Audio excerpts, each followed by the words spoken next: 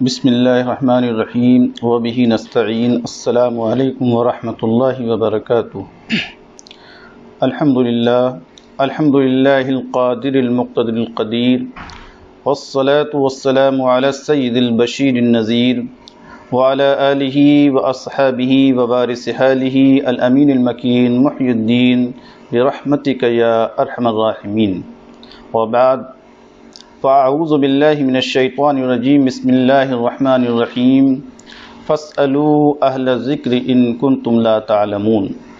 صدق اللہ العظیم وصدق رسولہ النبی الکریم الامین، ونحن علی ذلک لمن الشاہدین والشاکرین والحمد للہ رب العالمین۔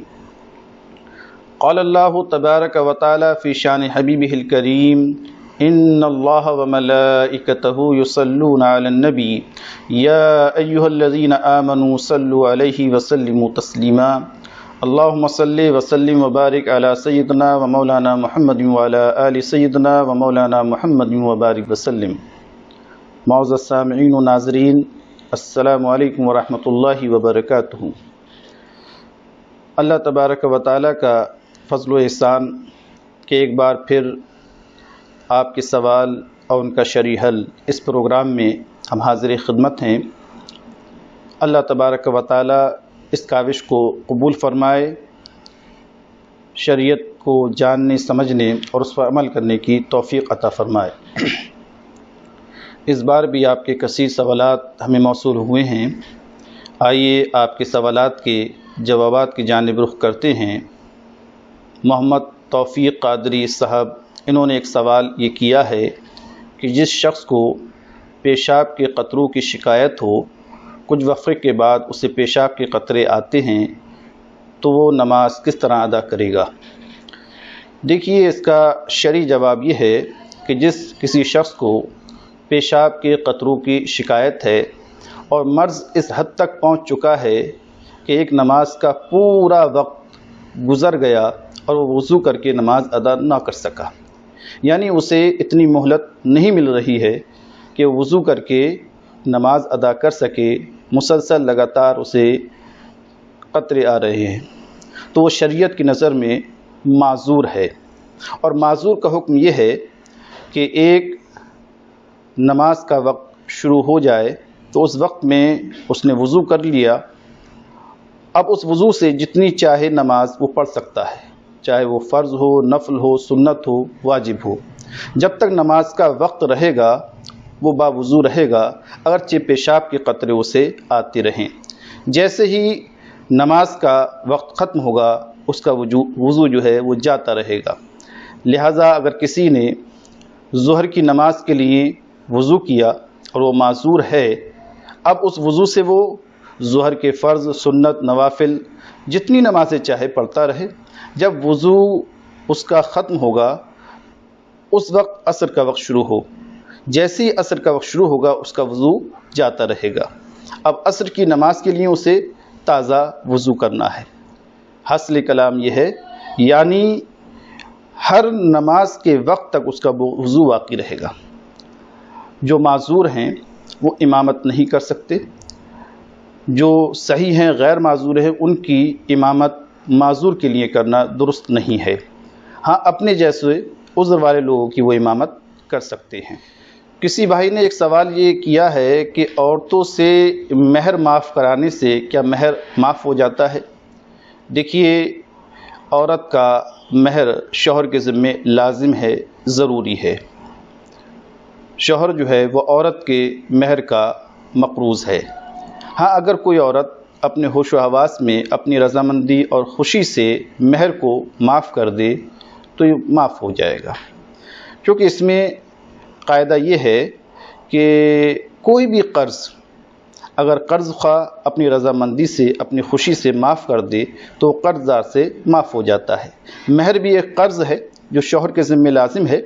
اگر بغیر جبر و اکراہ کے عورت اپنی خوشی سے مہر معاف کرنا چاہ رہی ہے تو شوہر جو ہے اس مہر سے سبکدوش ہوگا، لیکن اگر غصے کی وجہ سے، خوف کی وجہ سے یا جبر و اکراہ کی وجہ سے عورتوں نے اپنا مہر معاف کیا تو پھر یہ شرعاً معاف نہیں ہوگا، کیونکہ کسی چیز کی معافی رضامندی سے ہو، خوشی سے ہو، اپنی خوشی سے، رضامندی سے عورت اپنے مہر سے سبکدوش ہونا چاہ رہی ہے، معاف کرنا چاہ رہی ہے، تو شوہر کے ذمے وہ لازم نہیں ہوگا۔ آج کل ایک رواج عام ہو گیا ہے کہ جب عورت مرض الموت میں مبتلا ہوتی ہے، انتقال کا وقت قریب ہوتا ہے، تو چند عورتیں یا گھر کے کچھ افراد مہر معاف کراتے ہیں۔ یہ درست نہیں ہے۔ یہ اس صورت میں صحیح ہے جب وارثین اس کی اجازت دے دیں، کیونکہ مرض الموت میں وارثین کا مال پر اختیار ہو جاتا ہے، ان کا حق ثابت ہو جاتا ہے۔ تو عورت کے مال پر وارثین کا اختیار ہو گیا، اگر وہ اجازت دیں گی تو پھر مہر معاف ہو سکتا ہے، ورنہ نہیں۔ محمد جنید انصاری، انہوں نے ایک سوال یہ کیا ہے کہ وہ لکھتے ہیں کہ آج کل پیٹرول سے بھی کپڑے دھوئے جاتے ہیں۔ میں یہ جاننا چاہتا ہوں کیا پیٹرول سے کپڑے پاک ہو جاتے ہیں؟ جی ہاں، بالکل، پیٹرول سے دھلا ہوا کپڑا پاک ہے، اسے پہن کر آپ نماز ادا کر سکتے ہیں۔ ہاں، اگر اس کپڑے میں پیٹرول کی بو آ رہی ہے اور وہ آپ کو محسوس ہو رہی ہے تو اسے پہن کر نماز ادا کرنا مکروہ ہے۔ بو ختم ہو جائے تو اسے پہن کر آپ نماز پڑھ سکتے ہیں، کیونکہ نجاست غلیظہ بدن پر یا کپڑے پر جس جگہ بھی لگی ہوئی ہے، اگر آپ بہتی ہوئی چیز سے اسے صاف کر دیں، وہ صاف ہو جائے تو اس سے کپڑا اور جسم پاک ہو جاتا ہے۔ لہذا اگر کپڑے پر نجاست غلیظہ لگی ہے، ناپاک ہیں کپڑے، اور اسے پیٹرول میں آپ نے دھو لیا اور اس کی بو ختم ہو جائے تو بغیر کراہت نماز پڑھنا ان کپڑوں میں جائز ہے۔ محمد شبیر احمد، جو اورنگ آباد کے رہنے والے ہیں، انہوں نے ہمیں ایک سوال یہ ارسال کیا ہے کہ کوئی شخص وتر کی نماز میں دعائے قنوت پڑھنا بھول گیا اور رکوع میں چلا گیا، اب اسے رکوع میں یاد آیا کہ میں دعائے قنوت نہیں پڑھی ہے، تو وہ کیا کرے؟ دیکھیے، نماز میں دعائے قنوت پڑھنا واجب ہے، اور سہواً ترک واجب سے سجدہ سہو لازم ہو جاتا ہے۔ اب اگر کوئی شخص دعائے قنوت پڑھنا بھول گیا اور رکوع کے اندر اسے یاد آیا تو پھر اسے کھڑا ہو کر دعائے قنوت نہیں پڑھنا ہے، بلکہ رکوع کی تکمیل کر کے نماز کے آخر میں سجدہ سہو کرے، اس سے اس کی نماز ہو جائے گی۔ اگر اس نے واپسی کی اور کھڑے ہو کر دعائے قنوت پڑھی تو اس سے نماز فاسد نہیں ہوگی، لیکن یہ غلط ہے۔ ایک بھائی نے یہ سوال ارسال کیا ہے کہ آج کل بہت سے لوگوں کو دیکھا جاتا ہے کوئی امام سے پہلے رکوع سجدے میں چلے جاتے ہیں، تو کیا ان کی نماز ہو جاتی ہے؟ ان کا ایسا کرنا کیسا ہے؟ دیکھیے، جو لوگ امام سے پیش قدمی کرتے ہیں، رکوع سجدہ ان سے پہلے کرنے کی کوشش کرتے ہیں، یہ ان کا غلط فعل ہے، غلط عمل ہے۔ فقہاء کرام نے اس پر سخت تنبیہ فرمائی ہے۔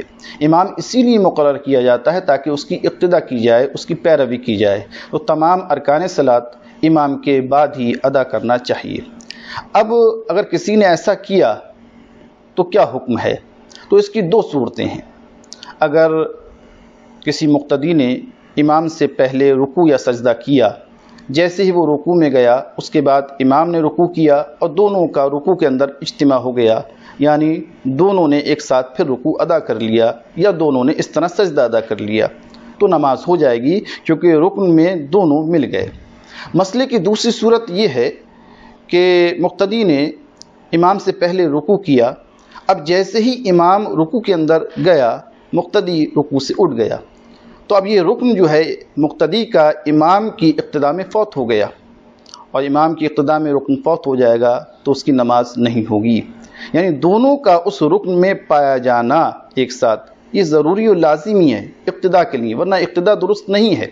اب جیسے ہی مقتدی نے رکوع کیا، اب امام فوراً رکوع کے اندر گیا، لیکن دونوں کا اجتماع نہیں ہو سکا، اس سے پہلے مقتدی نے سر کو اٹھا لیا تو اس کا رکوع فوت ہو گیا۔ یہی صورتحال سجدے کی ہے کہ مقتدی امام سے پہلے سجدے میں گیا، اب جب امام نے سجدہ کیا تو دونوں اس سجدے میں ملے نہیں، اجتماع نہیں ہوا، اس سے پہلے مقتدی نے سر اٹھا لیا تو پھر ابتدا میں یہ سجدہ فوت ہو گیا۔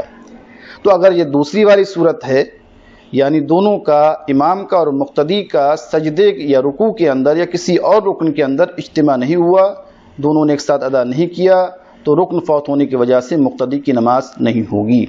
اور اگر اجتماع ہو گیا، اگرچہ مقتدی نے پہر کی ہے تو یہ غلط ہے۔ محمد انیس قادری یہ منونا کے رہنے والے ہیں، انہوں نے ایک سوال یہ کیا ہے، کیا عورت شوہر یا محرم کے بغیر حج کو جا سکتی ہے؟ دیکھیے، عورت کے لیے سفر حج کے لیے شوہر کا اس کے ساتھ ہونا ضروری ہے یا کسی محرم کا ہونا ضروری ہے جس سے نکاح جائز نہ ہو۔ اگر کوئی عورت بغیر محرم کے حج کرنے گئی تو اس کا حج تو اگرچہ ہو جائے گا لیکن گناہ گار ہوگی۔ نبی کریم صلی اللہ تعالی علیہ وسلم نے منع فرمایا ہے کہ کوئی عورت سفر شرعی کی مسافت بغیر کسی محرم کے طے کرے، لہذا عورتوں پر ضروری ہے کہ وہ جب حج کریں یا تو ان کا شوہر ان کے ساتھ میں ہو یا کوئی محرم ہو، بغیر کسی محرم کے سفر شرعی نہ کریں۔ ایک بھائی نے یہ سوال ارسال کیا ہے کہ قبرستان میں لگے ہوئے درخت کا کیا حکم ہے، وہ کس کی ملکیت ہیں؟ دیکھیے، قبرستان میں جس شخص نے درختوں کو لگایا ہے وہ اس کا مالک ہے، اس کے مالکانہ اختیار اسی شخص کے ہیں، وہ اسے فروخت کر سکتا ہے۔ ہاں، اگر کچھ درخت خودرو ہیں جو خود بخود اگے ہیں، کس نے لگائے نہیں ہیں، یا اس شخص کا نام معلوم نہیں جس نے لگائے ہیں، اس کے علم نہیں ہے ہمیں، تو ان دونوں صورتوں میں وہ درخت خود اگے ہیں یا جس شخص نے لگائے ہیں اس کا علم نہیں ہے، ان دونوں صورتوں میں آپ ان درختوں کو بیچ کر قبرستان کی درستگی میں اس کا استعمال کیا جائے گا۔ راشد انور صاحب نے ایک سوال یہ کیا ہے کہ ہاف ٹی شرٹ میں نماز پڑھ سکتے ہیں یا اس سے نماز ادا ہو جائے گی؟ دیکھیے، ہاف ٹی شرٹ میں نماز پکڑنا مکروہ تنزیہ ہے۔ اگر کسی کے پاس کوئی اور کپڑے نہیں ہیں اس وقت موجود اور وہ ہاف ٹی شرٹ پہنا ہوا ہے تو اس ہاف ٹی شرٹ میں نماز پڑھ لے تو کراہت نہیں ہے، لیکن اگر کپڑے موجود ہیں اور تبدیل کرنا ممکن ہے، اس کے باوجود اس نے ہاف ٹی شرٹ میں نماز ادا کی تو یہ مکروہ تنزیہ ہے۔ کبھی ایسا ہوتا ہے کہ کوئی شخص ہاف ٹی شرٹ پہنا ہوا ہے، نماز کا وقت ہے، اب تبدیل کرنے جائے گا تو نماز کا وقت جاتا رہے گا، یا اور کوئی دشواری ہے، تبدیل کرنا ممکن نہیں ہے تو اسی میں نماز پڑھ لے۔ ایسا نہ کریں کہ ہاف ٹی شرٹ ہونے کی وجہ سے نماز ہی ترک کر دیں یا نماز قضا کر لیں۔ ایک بھائی نے سوال یہ کیا ہے کہ کون سی قسم کا کفارہ دینا ہوگا اور کس قسم کا کفارہ نہیں ہوتا ہے۔ دیکھیے، اللہ کی ذات یا صفات میں سے کسی کی قسم کھانا یہ قسم شرعی کہلاتی ہے۔ پہلے ہم یہ جانتے ہیں کہ قسم کتنی قسم کی ہوتی ہے۔ قسم کی 3 قسمیں ہیں۔ پہلی قسم یمین غموس ہوتی ہے۔ یمین غموس یہ ہے کہ آپ نے جان بوجھ کر کوئی جھوٹی قسم کھائی، یعنی واقعے کے خلاف آپ نے جھوٹی قسم کھائی۔ مثلا آپ نے کہا کہ فلاں نے یہ قرض ادا کر دیا ہے یا فلاں وہ شخص آ گیا ہے اور آپ کو معلوم ہے آیا نہیں ہے یا قرض ادا نہیں کیا ہے، جان بوجھ کر آپ نے جھوٹی قسم کھائی تو یہ گناہ کبیرہ ہے۔ اس پر احادیث مبارکہ قرآن شریف میں سخت وعیدیں آئی ہیں، لہذا اس میں کفارۃ لازم نہیں، البتہ آپ کو سچی توبہ کرنا ہے اور جھوٹی قسم نہیں کھانا ہے۔ دوسری قسم یمین لغو کہلاتی ہے۔ یمین لغو کی 2 صورتیں ہیں۔ آپ کے خیال میں آپ نے سچی قسم کھائی ہے اور حقیقت میں وہ واقعے کے خلاف قسم تھی۔ مثلا آپ نے خیال کیا کہ زید آ گیا ہے اور آپ نے قسم کھا لی کہ خدا کی قسم یا اللہ کی عزت کی قسم زید آ گیا ہے، اور آپ کے خیال میں وہ آ ہی چکا تھا حالانکہ وہ آیا نہیں ہے، تو یہ یمین لغو کہلائے گی۔ دوسری صورت ایک یہ ہے کہ بات میں آدمی زبان پر قسم لے آتا ہے، اس کا ارادہ اور نیت نہیں ہوتی ہے، تو یہ بھی یمین لغو ہے، اس میں کفارہ لازم نہیں ہے۔ تیسری قسم جسے یمین منعقدہ کہتے ہیں، اس میں مستقبل میں قسم کھائی جاتی ہے کہ اللہ کی ذات یا صفات میں سے کسی کا نام لے کر آپ نے قسم کھائی کہ میں اس کا یہ قرض ادا کر دوں گا یا فلاں کام میں نہیں کروں گا، اور آپ نے کر لیا، تو جب یہ قسم ٹوٹ جائے گی تو آپ کو کفارہ دینا ہوگا۔ تو اس سے ہم نے یہ جانا کہ یمین غموس میں کفارہ نہیں ہے، توبہ کرنا ہے، یمین لغو میں بھی کفارہ نہیں ہے، لیکن یمین منعقدہ میں کفارہ دینا ہوگا۔ اگر آپ نے مستقبل کے کسی کام پر قسم کھائی اور وہ قسم ٹوٹ گئی، آپ حانث ہو گئے، تو آپ پر کفارہ دینا لازم ہے۔ قرآن شریف میں تفصیل سے اس کفارے کا ذکر ہے کہ کوئی شخص اگر حانث ہو گیا ہے تو وہ ایک غلام آزاد کرے، اب تو غلام کا رواج نہیں ہے۔ دوسری صورت یہ ہے کہ وہ 10 مسکینوں کو دونوں وقت کھانا کھلائے، یا 10 مسکینوں کو متوسط درجے کے کپڑے پہنائے، اور اگر یہ بھی ممکن نہیں ہے، اس کی استطاعت نہیں رکھتا ہے وہ، تو 3 دن مسلسل روزے رکھے، یہ قسم کا کفارہ ہے۔ حافظ منفق قادری یہ رمضان پور کے رہنے والے ہیں، انہوں نے ایک سوال یہ ارسال کیا ہے، کیا کسی مخنث کا پیسہ مسجد کی عمارت یا مسجد کے بیت الخلاء میں لگا سکتے ہیں؟ دیکھیے، اس مسئلے کا شرعی جواب یہ ہے کہ اگر وہ مخنث ناجائز طریقے سے پیسہ کماتا ہے اور اس کا علم سب کو ہے اور کوئی جائز اس کی کمائی نہیں ہے، تو اس کا پیسہ جو ہے وہ مسجد میں نہیں لگایا جائے گا۔ ہاں، اگر اس کی ذریعہ آمدنی 2 ہیں، ایک ناجائز اور ایک جائز، مخلوط آمدنی ہے، تو اس کا پیسہ ہم لگا سکتے ہیں۔ تو مخلوط آمدنی کا حکم یہ ہے، کسی بھی شخص کے 2 ذریعہ معاش ہیں، ایک جائز ہے ایک ناجائز ہے، اور ہمیں معلوم نہیں ہے کہ اس نے جائز ذریعہ معاش سے یہ پیسے دیے ہیں یا ناجائز طریقے والے ذریعہ معاش سے یہ پیسے ہمیں دیے ہیں، تو اس صورت میں تقویٰ تو یہ ہے کہ اس سے پرہیز کیا جائے، لیکن اگر لگا لیں گے مخلوط آمدنی کی رقم مسجد کے اندر تو پھر یہ جائز ہے۔ ایک صاحب نے سوال یہ ارسال کیا ہے، وہ لکھتے ہیں، کیا میں یہ جاننا چاہتا ہوں کہ غیبت کب کرنا جائز ہے اور کب ناجائز ہے؟ دیکھیے، غیبت ناجائز و حرام ہے۔ قرآن شریف میں اللہ تبارک و تعالیٰ نے واضح طور پر ارشاد فرمایا، وَلَا يَغْتَبْ بَعْضُكُمْ بَعْضًا، تم میں سے کوئی کسی کی غیبت نہ کرے۔ کیا تم میں سے کوئی اس بات کو پسند کرتا ہے کہ اپنے مردہ بھائی کا گوشت کھائے؟ کوئی پسند نہیں کرتا، لہٰذا غیبت کرنا مردار بھائی کے گوشت سے زیادہ سخت ہے، بہت بڑا گناہ ہے۔ یعنی کسی کی بھی پیٹھ پیچھے عیب بیان کرنا، برائی کرنا، یہ غیبت میں شمار ہے۔ لیکن کئی صورتیں ایسی ہوتی ہیں جس میں شریعت نے اجازت دی ہے۔ مثلا آپ عمومی طور پر کوئی بات بیان کریں کہ فلاں بستی کے لوگ جو ہیں وہ خراب ہیں، ان میں یہ عیوب ہے، یا ظالم کے ظلم کو آپ بیان کریں، تو شریعت نے اس کی اجازت دی ہے۔ کوئی شخص جا رہا ہے کسی محلے میں، آپ کو معلوم ہے وہاں ظالم و جابر شخص رہتے ہیں، تو آپ نے اس کی رہنمائی کر دی کہ بھئی ان سے یہ معاملہ مت کرنا، جو خراب لوگ ہیں، ان میں یہ خرابی ہیں، وہ ظلم و ستم کرتے ہیں، تو یہ غیبت میں شمار نہیں ہوگا، اس کی اجازت ہے۔ اسی طرح اگر کسی نے کسی کے تعلق سے آپ سے مشورہ کیا اور آپ جانتے ہیں کہ اس میں یہ عیب ہیں، یہ خرابیاں ہیں، تو آپ صحیح مشورہ دے کر اس کے عیب کو بیان کریں کہ اس میں فلاں چیز ہے، رشتے کا معاملہ ہے یا دیگر کاروباری معاملے ہیں، اور آپ کو معلوم ہے اس کا ہاتھ صاف نہیں ہے، وہ اس کی اچھی نیت نہیں ہے، یا اس میں فلاں عیب ہے، تو آپ نے یہ بیان کر دیا، تو اس میں کوئی حرج نہیں ہے۔ دیکھا یہ جائے گا کہ آپ کی نیت کیا ہے۔ اگر اصلاح کی نیت سے کسی کے عیوب بیان کر رہے ہیں، کوئی مقصد شرعی ہے آپ کا اور درست ہے، تو اس میں تو شریعت نے اجازت دی ہے۔ اور اگر آپ کی نیت خواہ عیب بیان کرنا ہے، اسے ذلیل و رسوا کرنا ہے، اس کو عیوب کا اظہار کرنا ہے، تو شریعت نے اسے ناجائز قرار دیا ہے۔ ہاں، کسی صحیح مقصد کی بنا پر اگر آپ نے کسی کے عیب کا اظہار کر دیا تاکہ مومن بھائی اس کے شر سے محفوظ ہو جائے یا اسے صحیح معاملہ معلوم ہو جائے، تو اس میں کوئی قباحت نہیں ہے۔ محمد عثمان چشتی جو لائی فرید پور کے رہنے والے ہیں، انہوں نے ایک سوال یہ کیا ہے کہ نماز کی حالت میں فون کی گھنٹی بجنے لگے تو کیا کریں؟ دیکھیے، اگر نماز کے دوران فون کی گھنٹی بجنے لگے تو آپ ایک ہاتھ سے جیب میں ہاتھ ڈالیں اور اس فون کو کاٹ سکتے ہیں، اور یہ بہتر ہے تاکہ نماز میں کے خشوع و خضوع میں فرق پیدا نہ ہو۔ لیکن ایک رکن کے اندر 3 بار یہ عمل نہ کریں، ورنہ نماز آپ کی فاسد ہو جائے گی، کیونکہ عمل قلیل سے نماز فاسد نہیں ہوتی ہے، لیکن عمل کثیر سے نماز فاسد ہو جاتی ہے۔ اب اس کی ایک صورت یہ ہو سکتی ہے کہ فون کی گھنٹی بجی، آپ نے ہاتھ جیب میں ڈالا، فون نکالا اور دیکھا اس میں کس کا نمبر ہے، اس کے بعد کاٹ دیا، تو اس سے نماز مکروہ ہوگی، فاسد نہیں ہوگی۔ لیکن اگر آپ نے دونوں ہاتھوں سے موبائل نکالا اور دونوں ہاتھوں سے باقاعدہ دیکھنے لگے تو یہ عمل کثیر ہے، اس سے نماز آپ کی فاسد ہو جائے گی۔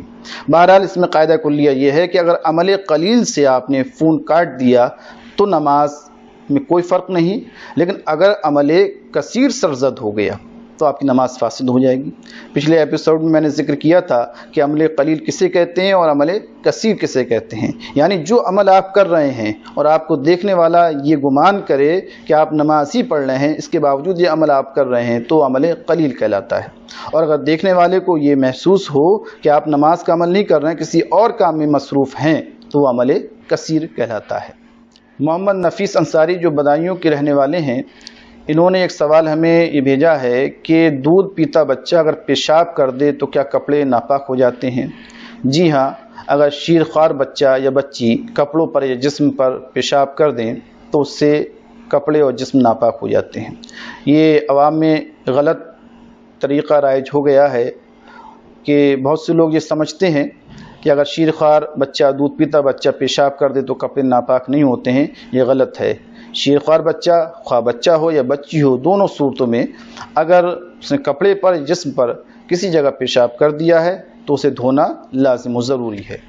ایک بھائی نے یہ سوال ہمیں بھیجا ہے کہ محرم میں کس تاریخ کا روزہ رکھنا چاہیے؟ دیکھیے، محرم الحرام میں 9ویں اور 10ویں تاریخ کا روزہ رکھنا سنت ہے۔ ان روزوں کی احادیث مبارکہ میں بہت اہمیت وارد ہوئی ہے، بہت فضیلت ہے۔ رمضان کے فرض روزوں کے بعد نفلی روزوں میں سب سے بڑا درجہ اور سب سے اہمیت کا حامل یہی 9ویں اور 10ویں محرم کا روزہ رکھنا ہے۔ تو اس میں آپ روزہ رکھیے اور اللہ تبارک و تعالیٰ سے دعا کیجئے کہ اللہ رب العزت ان روزوں کو قبول فرمائے۔ انہی صاحب نے ایک سوال یہ بھی ارسال کیا ہے کہ محرم میں لنگر کو لٹا کر دینا چاہیے یا ہاتھوں میں دینا چاہیے؟ دیکھیے، اسلام میں کھانا کھلانا بہت فضیلت کی بات ہے، اس کی بہت اہمیت آئی ہے۔ احادیث مبارکہ میں کھانا کھلانے کو افضل ایمان کہا گیا ہے۔ غریبوں کو، فقراء کو، رشتہ داروں کو آپ کھانا کھلا رہے ہیں تو یہ ایمان کے کمال کی علامت ہے۔ لیکن کھانا عزت کے ساتھ دیجیے، تقسیم کیجیے، لنگر عام کیجیے، امام حسین رضی اللہ تعالیٰ عنہ کی روح مبارک کو ایصال ثواب کیجیے، شربت بانٹیے، لیکن عزت اور تہذیب کے ساتھ۔ اگر کسی نے لنگر کا کھانا اوپر سے پھینکا، لٹایا، تو اس کی بے قدری ہوتی ہے، اور رزق کی بے قدری جو ہے وہ شریعت کی نگاہ میں ناپسندیدہ ہے، ناجائز ہے۔ آپ عزت کے ساتھ بٹھائیے، کھانا کھلائیے، تقسیم کریے، یہ بہتر عمل ہے، لیکن کھانے کی اور رزق کی بے قدری اور توہین کرنا یہ ناجائز ہے۔ ماسٹر محمد تنویر خان قادری، یہ ساکن نئی سرائے بدایوں، انہوں نے ایک سوال یہ ارسال کیا ہے کہ محرم کے مہینے میں نئے سال کی مبارکباد دینا کیسا ہے؟ دیکھیے، محرم کے مہینے میں نئے سال کی مبارکباد دینا یہ مباح اور جائز عمل ہے۔ ایک دوسرے کو نئے سال کی مبارکباد دینا، اس میں شرعاً کوئی قباحت نہیں ہے۔ یہ مبارکباد جو ہے برکت کی دعا ہے، اور ایک مسلمان کو دوسرے مسلمان کے اس عمل سے خوشی ہوتی ہے، مسرت ہوتی ہے۔ لہذا اگر کوئی نئے سال کی مبارکباد دیتا ہے تو اس میں شرعاً کوئی حرج نہیں ہے۔ محمد غلام غوث صاحب نے ایک سوال ارسال یہ کیا ہے کہ مزارات کو چومنا کیسا ہے؟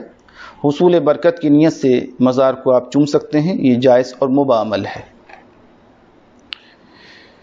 دہلی سے ہمارے ایک بھائی نے سوال ارسال کیا ہے کہ ایک شخص کسی پیر کا مرید ہے اور وہ دوسرے پیر سے دشمنی رکھتا ہے، کینہ رکھتا ہے، تو اس کا کیا حکم ہے؟ دیکھیے، کسی عام مومن سے بغض و دشمنی رکھنا یہ ناجائز و حرام ہے۔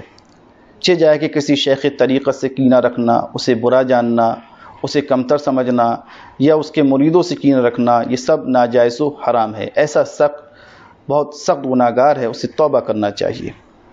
میں نے اکثر اپنے مرشد برحق حضور تاجدار سنت کی زبانی مبارک سنا ہے کہ اپنے پیر سے سب سے زیادہ محبت کرو اور دوسرے تمام پیروں و شیوخ کی عزت و تعظیم کرو۔ یہ بہت ہی عمدہ طریقہ ہے۔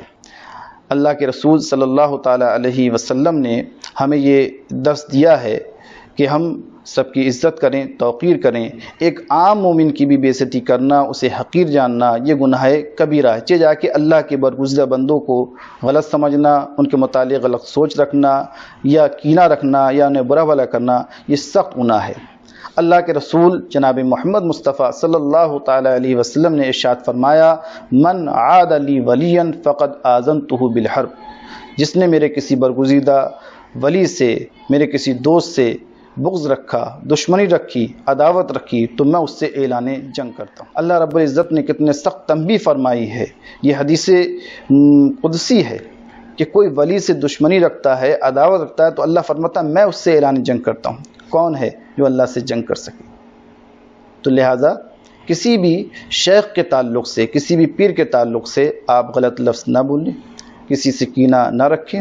یہ چمن مصطفیٰ ہے، مختلف قسم کے پھول ہیں، آپ کو جو پھول پسند ہے، جس کی خوشبو آپ کو اچھی لگتی ہے، آپ اس پھول کو اختیار کر لیجیے، پیروی کیجیے، سب کی عزت و تعظیم کیجیے، برکتیں حاصل کیجیے، کسی کو غلط یا برا بھلا نہ کیجیے۔ ایک بھائی نے یہ سوال کیا ہے کہ اگر کسی نے پہلی رکعت میں سورہ ناس پڑھی تو باقی رکعتوں میں وہ کون سی سورت پڑھے؟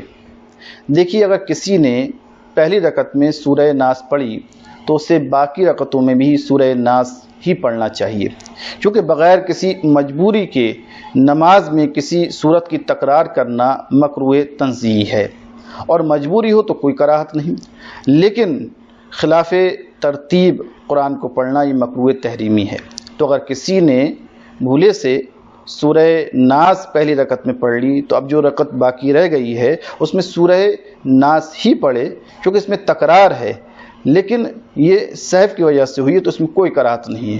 عمدن اگر کوئی ایسا کرے گا تب بھی مکروہ تنزیہ ہے، لیکن خلاف ترتیب اگر قرآن پڑھے گا کہ پہلے والی سورت کو بعد میں اور بعد والی پہلی پڑھ لی تو یہ فقہ نے اسے مکروہ تحریمی بتایا ہے، اس سے پرہیز کرنا چاہیے۔